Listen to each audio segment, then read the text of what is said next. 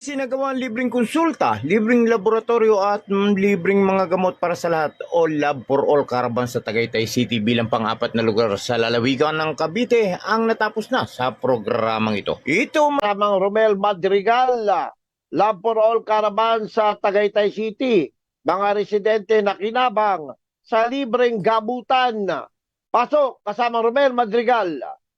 Ito mano ay isang proyekto ng unang ginang Lisa Araneta Marcos katungan Department of Health at mga pangunahing ahensya ng gobyerno. Ang Love Caravan ay nagbigay ng higit sa 1,500 individual mula sa Tagaytay City at mga kalapit na bayan sa Cavite ng tulong medikal at iba pang serbisyo sa pangangalagang pangkalusugan. Sa pahayag ng unang ginang, ang gusto nila ay ang magdala ng mga serbisyo sa mga tao. Ito ay hakbang lamang at sana ay makagawa sila ng mga pagbabago sa buong bansa. Si Ginang Francisca Villanueva, 68 taong gulang na residente ng Tagaytay City, kabilang sa mga nakatanggap ng tulong medical at maintenance medicine na nagpapasalamat sa gobyerno dahil nakapagbigay ito ng medical na suporta sa mga matandang katulad nila, anang senior citizen.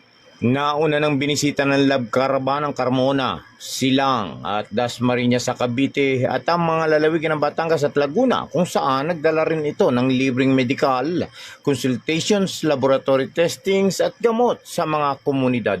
Ang pinakalayunin nito ay makamit ang pangkalahatang pangangalagang pangkalusugan na tinitiyak na ang lahat ng Pilipino ay may pantay na akses sa mataas na kalidad at abot kaya mga produkto at serbisyo ng pangangalagang pangkalusugan habang pinoprotektahan mula sa mga panganib sa pananalapi. Sinabi ni Araneta Marcos na ang libreng serbisyo sa pangangalagang pangkalusugan ay kumakatawan sa pangako ng Administrasyong Marcos sa pagbibigay ng accessible na mga serbisyo sa pangunahing pangangalaga sa mga tao. Tulad ng sinabi ng unang ginang, inilalapit nila ang mga serbisyo sa mga tao kasama ang iba pang ahensya ay bibisita sa bawat lalawigan upang magbigay ng serbisyo, ani Dr. Aleda Hernandez, DOH Calabarzon Assistant Regional Director.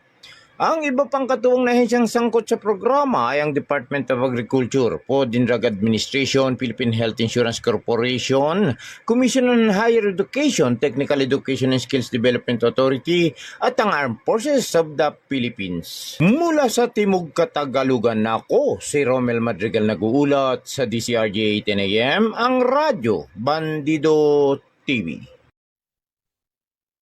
Maraming salamat, kasamang Romel Madrigal.